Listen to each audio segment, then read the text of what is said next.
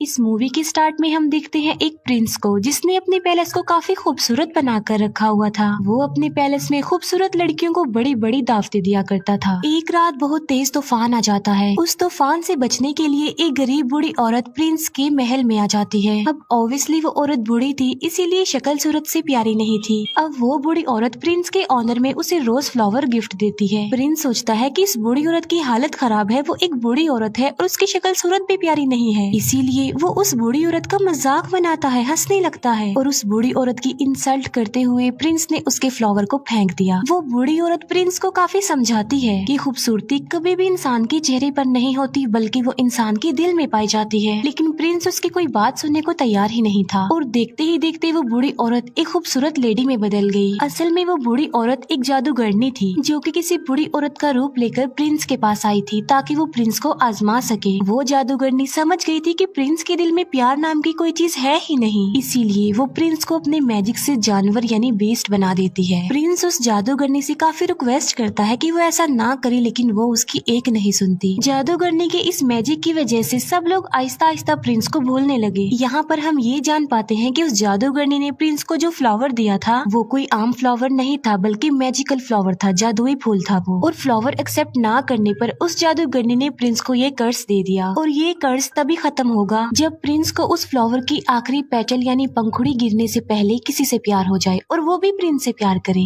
लेकिन आखिरी पंखुड़ी गिरने से पहले अगर प्रिंस से किसी ने प्यार ना किया तो प्रिंस कभी भी इंसान नहीं बन सकेगा दोबारा, बल्कि बेस्ट ही रहेगा वो हमेशा। काफी साल गुजर जाते हैं लेकिन उस पैलेस में कोई भी नहीं आता। फिर हमें पैलेस के करीबी एक गाँव में एक लड़की दिखाई जाती है जिसका नाम होता है बेल। बेल को किताबें पढ़ने, स्टोरीज पढ़ने का काफी शौक था। बेल के फादर एक डिजाइनर होते हैं। उसी गाँव में एक और लड़का भी रहता है जिसका नाम होता है गैस्टोन। गैस्टोन जो कि बेल से शादी करना चाहता था, लेकिन बेल उससे शादी करना नहीं चाहती थी क्योंकि वो एक प्राउड इंसान था। गैस्टोन बेल से शादी करने के लिए उसे अपना बनाने के लिए काफी स्ट्रगल भी किया करता था, लेकिन उसकी कोशिशें नाकाम ही रहती हैं। एक दिन बेल के फादर को कहीं पर जाना था। जिस रास्ते से उन्होंने जाना था वो एक जंगल था। बेल के फादर देखते हैं कि उनके रास्ते में तो आग लगी हुई है, लेकिन वहाँ पर एक और रास्ता भी था जहाँ पर वो मुड़ जाते हैं। बेल के फादर अपने घोड़े पर सवार होते हैं, लेकिन तभी उन्हें जंगल से भेड़ियों की आवाज सुनाई देती है और फिर वही भेड़िए उनका पीछा करने लगते हैं। बेल के फादर अपनी जान बचाने के लिए वहाँ से भागते हैं और भागते भागते वो आ जाते हैं बीस्ट के पैलेस के पास। बेल के फादर जब अंदर जाते हैं तब उन्हें वहाँ पर कोई भी दिखाई नहीं देता। हालांकि ऐसा लग रहा था कि पैलेस में कोई रहता है। कैंडल्स भी जल रही थी और टेबल पर खाना भी पड़ा हुआ था। इतना अच्छा खाना देखकर बेल के फादर खाना खाने लगते हैं, लेकिन हम फिर बहुत हैरान कर देने वाली चीज देखते हैं। वहाँ पर जो कप पड़ा होता है वो बेल के फादर से बातें करने लगता है। बेल के फादर समझते हैं कि ये कोई सॉल है जो उन्हें डराने की कोशिश कर रही है, इसीलिए बेल के फादर उसे कहते हैं कि मैं तुमसे नहीं डरता। ये कहकर बेल के फादर वहाँ से भाग जाते हैं। अब यहाँ पर सवाल ये उठता है कि वो कब कैसे बोल पाया। असल में बात ये है कि वहाँ पर यानी पैलेस में जितनी भी चीजें पड़ी हुई थी वो पहले इंसान हुआ करते थे, लेकिन जादूगरनी के कर्ज की वजह से वो सब चीजों में बदल गए। बेल के फादर भागते हुए गार्डन में आ जाते हैं। वो देखते हैं कि वहाँ पर बहुत प्यारे प्यारे फ्लावर लगे हुए हैं। बेल के फादर सोचते हैं कि मेरी बेटी बेल ने अपने लिए फ्लावर मंगवाया था, इसीलिए वहाँ से वो एक फूल तोड़ लेते हैं और तभी वहाँ पर बीस्ट आ जाता है। फ्लावर चोरी करने की पनिशमेंट देने के लिए बीस्ट उन्हें प्रिजनर बना लेता है, लेकिन बेल के फादर का घोड़ा वहाँ से भाग जाता है और वो सीधा अपने घर आता है बेल के पास। बेल जब देखती है कि घोड़ा अकेला आया है, उसके फादर नहीं आए, तो वो फौरन समझ जाती है कि उसके फादर किसी मुसीबत में फंस गए हैं। इसीलिए बेल अपने फादर को ढूंढने के लिए उस घोड़े पर बैठ जाती है। वो घोड़ा बेल को ले आता है पैलेस में और पैलेस में ही बेल के फादर को प्रिजनर बनाकर रखा हुआ था। बेल जब पैलेस के अंदर जाती है तब उसे वहाँ पर कोई भी दिखाई नहीं देता। बेल वहाँ पर काफी आवाजें भी लगाती है, लेकिन उसे आगे से कोई भी रिस्पॉन्स नहीं मिलता।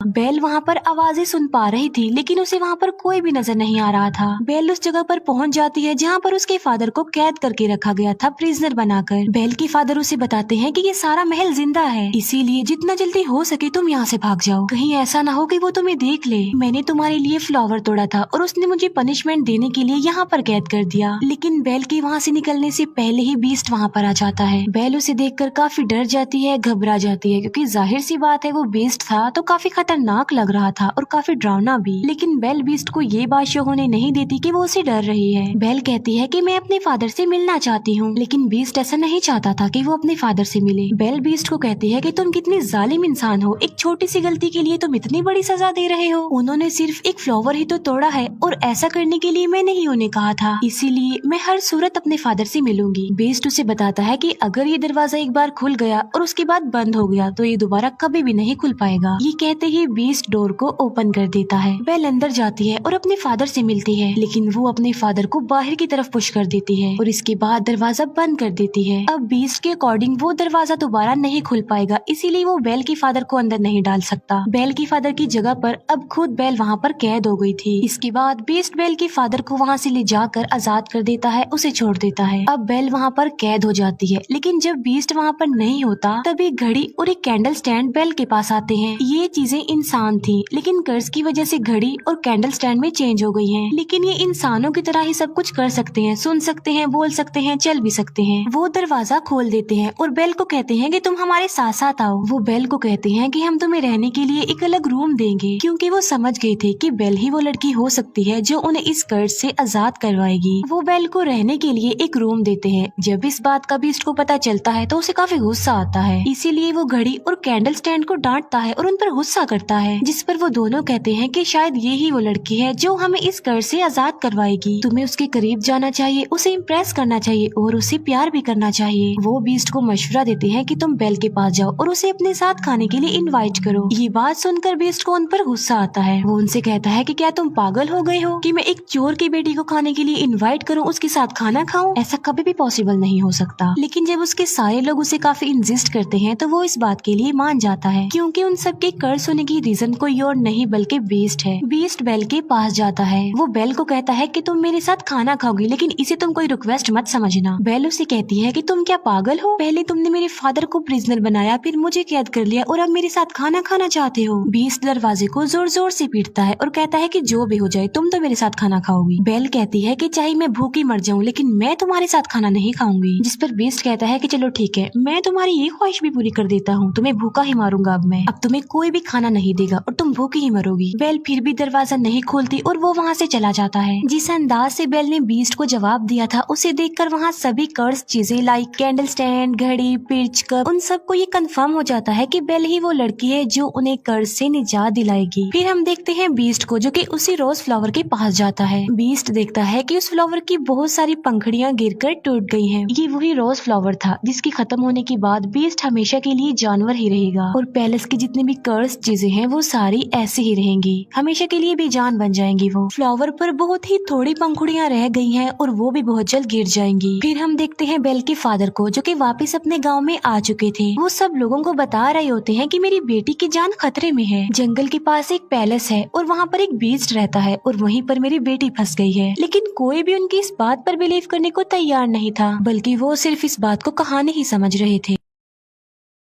लेकिन गैस्टोन जो कि बेल से शादी करना चाहता था, वो बेल के फादर को इम्प्रेस करने के लिए कहता है कि मैं तुम्हारी बात पर यकीन करता हूँ, मैं तुम्हारे साथ जाऊंगा तुम्हारी बेटी को बचा लाने के लिए। तब गैस्टोन और उसका एक साथी बेल के फादर के लिए जंगल के रास्ते निकल पड़ते हैं। जिस रास्ते पर बेल के फादर गए थे वो रास्ता इन्हें कहीं पर मिलता ही नहीं है। गैस्टोन को इस बात पर काफी गुस्सा आता है। वो बेल के फादर को कहता है कि तुम्हारा दिमाग खराब हो गया है, कोई बीस्ट नहीं होता। गैस्टोन बेल के फादर को ये भी कह देता है कि मैं तुम्हारी बेटी से प्यार करता हूँ और मैं उससे शादी करूंगा। जिस पर बेल के फादर कहते हैं कि तुम्हारी ये ख्वाहिश कभी भी पूरी नहीं हो सकती। इस बात पर गैस्टोन को काफी गुस्सा आता है। वो बेल के फादर के हाथ पांव बांध देता है और उन्हें एक ट्री के नीचे मरने के लिए छोड़कर वहाँ से चला जाता है, क्योंकि वो भेड़ियों का इलाका था और भेड़िए उन्हें मारकर खा लेंगे। फिर हम एक लेडी को देखते हैं जिसे उसके गाँव से निकाल दिया गया था और उसका नाम था अगथा। अगथा बेल के फादर की जान बचा लेती है और उन्हें आजाद कर देती है। पैलेस में हम बेल को देखते हैं जो कि उसी रोज फ्लावर के पास आ जाती है। बेल उस फ्लावर को भी टच करने ही वाली होती है कि वहाँ पर आ जाता है बीस्ट। बीस्ट उसे कहता है कि तुम्हें अंदाजा नहीं कि तुम अभी क्या करने वाली थी, अभी हम सब के सब मारे जाते। बीस्ट गुस्से में आकर बेल से कहता है कि चली जाओ यहाँ से। तब बेल रोते हुए वहाँ से भागकर चली जाती है। घोड़े पर बैठकर जब बेल जंगल पार कर रही होती है तब वहाँ पर बहुत सारे भेड़िए आकर बेल को चारों तरफ से घेर लेते हैं। लेकिन इससे पहले कि वो भेड़िए बेल को कोई नुकसान पहुँचाते वहाँ पर बीस्ट आ जाता है। वो उन भेड़ियों का काफी मुकाबला करता है, उन्हें काफी मारता है। बीस्ट उन सब भेड़ियों को वहाँ से से मार भगाता है, लेकिन इस लड़ाई के दौरान वो खुद भी इंजर्ड हो जाता है। बेल अभी घोड़े पर बैठकर वहाँ से जाने ही वाली होती है तो वो देखती है कि बीस्ट जमीन पर गिर गया है क्योंकि वो काफी इंजर्ड है, उसकी हालत काफी खराब हो गई है। अब क्योंकि बीस्ट ने बेल की जान बचाई थी, उसे नई जिंदगी दी थी, इसीलिए बेल वहाँ से जाने की बजाय उसके पास आ जाती है। बेल उससे कहती है कि मैं तुम्हें उठा नहीं सकती, इसीलिए तुम्हें हिम्मत करके खुद ही उठना होगा। बड़ी मुश्किल से हिम्मत करते हुए बीस्ट खड़ा हो जाता है। बेल उसे अपने साथ घोड़े पर बिठाकर पैलेस में वापस ले आती है। बेल एक बार फिर से वापस उसी पैलेस में आ गई थी। पैलेस की सारी कर्स चीजें बेल को देखकर काफी खुश हो जाती हैं, क्योंकि वो चाहते थे कि बेल यहीं रहे इसी पैलेस में। बेल और बीस्ट को एक दूसरे से प्यार हो जाए, जिसकी वजह से कर्स खत्म हो जाए और सब कुछ नॉर्मल हो जाए। वो चीजें बेल को सारी स्टोरी नहीं बताती, ना ये बताते हैं कि वो इस कर्स से कैसे आजाद होंगे, बल्कि सिर्फ ये बताते हैं कि जब उस फ्लावर की आखिरी पंखुड़ी गिर जाएगी हम सब ऐसे ही रह जाएंगे और बीस्ट भी हमेशा के लिए बीस्ट ही रह जाएगा। बेल बीस्ट को बैंडेज लगाती है। बेल जब बीस्ट के पास होती है तो वो एक शेर पढ़ती है, क्योंकि बेल का इंटरेस्ट बुक में, स्टोरी में और पोएट्री में बहुत ज्यादा था, लेकिन उस शेर को बीस्ट कंप्लीट करता है। ये बात बेल को काफी हैरान कर देती है। बेल उससे पूछती है कि क्या तुम भी पोएट्री पढ़ते रहते हो? बीस्ट कहता है कि मैं लव स्टोरी, प्यार मोहब्बत, इनकी पोएट्री नहीं पढ़ता, बल्कि मैंने बहुत ज्यादा बुक्स पढ़ी हुई हैं, बहुत ज्यादा पोएट्री के बारे में जानता हूँ। इस पर बेल कहती है कि मुझे तो प्यार मोहब्बत की बातें, प्यार मोहब्बत की कहानियाँ बहुत पसंद है। जिस पर बीस्ट कहता है कि तुम्हारी शक्ल देखकर ऐसा लगता है कि तुम्हें प्यार मोहब्बत में बहुत इंटरेस्ट है। अगर तुम कुछ पढ़ना ही चाहती हो तो कुछ अच्छा पढ़ो। फिर बीस्ट बेल को अपने साथ अपनी लाइब्रेरी में लेकर जाता है, जो कि काफी बड़ी थी। वहाँ पर बहुत ज्यादा बुक्स थी। बेल उन बुक्स को देखकर काफी शॉक्ड भी रह जाती है और काफी खुश भी हो जाती है, क्योंकि गाँव में पढ़ने के लिए उसे कोई भी बुक नहीं मिलती थी और यहाँ पर तो उसे इतनी सारी बुक्स मिल गई हैं। बीस्ट कहता है कि अगर तुम चाहती हो तो हमारे साथ यहाँ पर रह सकती हो। ये बात बेल को काफी खुश कर देती है। फिर वक्त के साथ साथ एक दूसरे के साथ काफी टाइम गुजारने लगे। इन दोनों की दोस्ती हो गई, वो एक दूसरे के काफी करीब आ गए, एक दूसरे की लाइक्स डिसलाइक्स उन्हें पता भी चल गए। दोनों साथ मिलकर खाना भी खाते थे। फिर बीस्ट बेल को गाना भी गाकर सुनाता है और बीस्ट बेल को एक बुक भी दिखाता है, जो कि एक जादुई बुक थी। वो कहता है कि ये बुक मुझे किसी जादूगरनी ने दी थी और इस किताब की मदद से हम लाइफ के किसी भी टाइम में जा सकते हैं। लाइक हम पास्ट टाइम में जा सकते हैं, फ्यूचर टाइम में जा सकते हैं। बेल उस टाइम में जाना चाहती थी जब वो अपनी मदर से आखिरी बार मिली थी। बेल जब उस टाइम में जाती है तब उसे पता चलता है कि उसकी मदर को एक इन्फेक्शन हो गया था। इसीलिए बेल की मदर ने बेल के फादर को कहा था कि तुम बेल को लेकर हमेशा के लिए यहाँ से चले जाओ, ताकि मेरी बेटी को भी ये इन्फेक्शन ना लग जाए।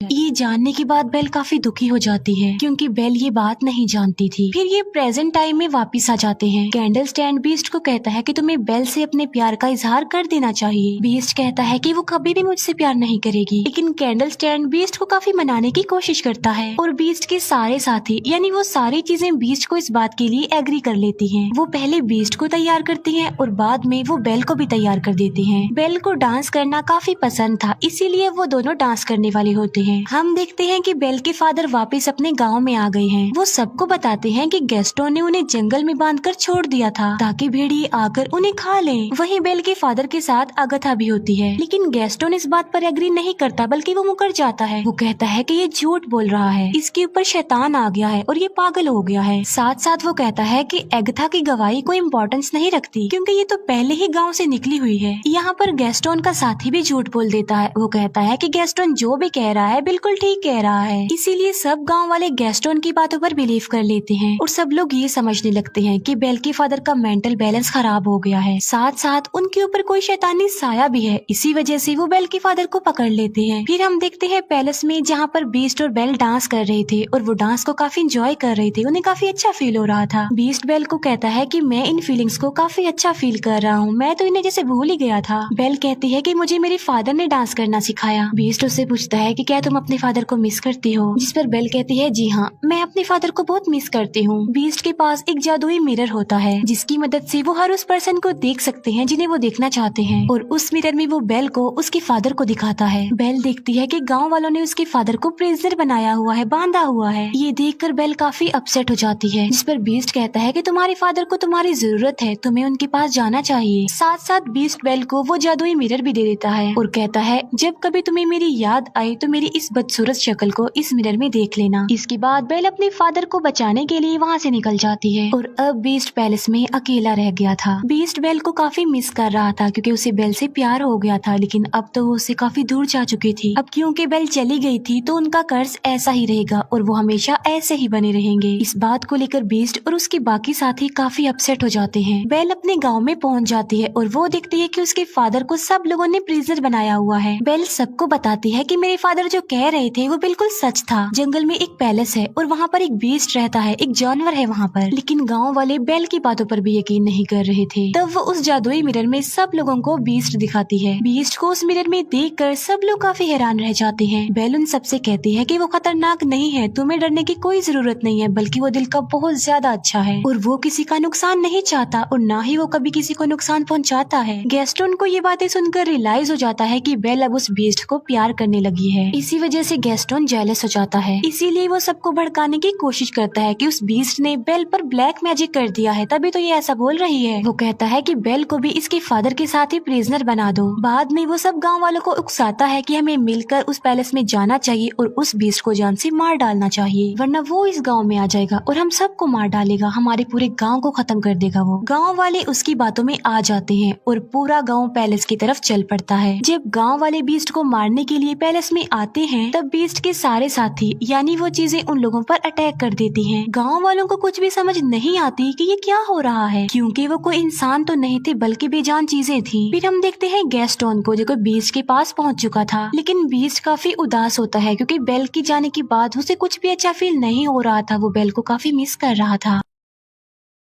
गैस्टोन बीस्ट को कहता है, तुम क्या समझते हो कि बेल तुमसे प्यार करती है, बल्कि तुम्हें मारने के लिए उसने हम सब गांव वालों को भेजा है। ये कहते ही वो बीस्ट पर गोली चला देता है और बीस्ट जाकर नीचे गिरता है, लेकिन नीचे गिरने से पहले बीस्ट टेरिस के एक टॉप को पकड़ लेता है। लेकिन इससे पहले कि गैस्टोन दूसरी गोली चलाता बेल वहाँ पर आ जाती है। गैस्टोन को रोकने के लिए बेल उसका हाथ पकड़ लेती है। इस फाइट में गैस्टोन भी जाकर नीचे गिर जाता है। गैस्टोन की गन भी उसके हाथ से गिर जाती है। बीस्ट ऊपर आने की कोशिश करता है, तभी बेल उसे आवाज देती है। वो बीस्ट को बताती है कि मैंने गांव वालों को रोकने की बहुत कोशिश की थी, लेकिन वो नहीं रुके। बेल को वहाँ देखने के बाद बीस्ट के अंदर एक हिम्मत पैदा हो जाती है और अब वो गैस्टोन का मुकाबला करना चाहता था और अब वो पहुँच जाता है गैस्टोन के पास। वो गैस्टोन को गर्दन से पकड़ लेता है और उसे हवा में कर देता है और बीस्ट गैस्टोन को काफी ऊंची दीवार से फेंकने ही वाला होता है, जिस पर गैस्टोन बीस्ट से काफी रिक्वेस्ट करता है कि प्लीज मुझे मत फेंको, प्लीज बीस्ट मुझे छोड़ दो। बीस्ट उससे कहता है कि मैं बीस्ट नहीं हूँ। ये कहते ही बीस्ट गैस्टोन की जान छोड़ देता है और उसे कहता है चले जाओ यहाँ से। गैस्टोन वहाँ से चला जाता है और बीस्ट आ जाता है बेल के पास। मौके का फायदा उठाकर गैस्टोन अब पीछे की तरफ से बीस्ट पर गोलियां चलाता है, जिसकी वजह से बीस्ट नीचे गिर जाता है। लेकिन गैस्टोन जिस जगह पर खड़ा हुआ था वो जगह टूट जाती है और गैस्टोन भी जाकर नीचे गिरता है। इतनी ऊंचाई से गिरने की वजह से गैस्टोन मर जाता है। बीस्ट की हालत काफी खराब हो जाती है क्योंकि वो काफी इंजर्ड था और अपने आखिरी सांस गिन रहा था। बेल बीस्ट को कहती है कि अब के बाद मैं तुम्हें कभी भी छोड़ के नहीं जाऊंगी, जिस पर बीस्ट कहता है लेकिन अब मेरी तो जाने का वक्त हो गया है। जिस पर बेल कहती है कि तुम्हें कुछ नहीं होगा, सब कुछ नॉर्मल हो जाएगा। और हम देखते हैं कि उस फ्लावर की आखिरी पंखुड़ी भी गिर जाती है। जैसे ही वो पंखुड़ी गिरती है बीस्ट बिल्कुल खामोश हो जाता है और वहाँ पर बीस्ट के जितने भी साथी थे यानी वो चीजें थी वो भी एकदम से बेजान हो जाती हैं। बीस्ट को मरता हुआ देखकर बेल को काफी दुख होता है और उसकी आंख में आंसू होते हैं। यहाँ पर बेल भी अपने प्यार का इजहार कर देती है। वो बीस्ट को कहती है मैं तुमसे बहुत प्यार करती हूँ और वो बीस्ट के करीब भी आती है। तभी वहाँ पर एगथा भी आ जाती है। एगथा जिसे गांव के लोगों ने निकाल दिया था।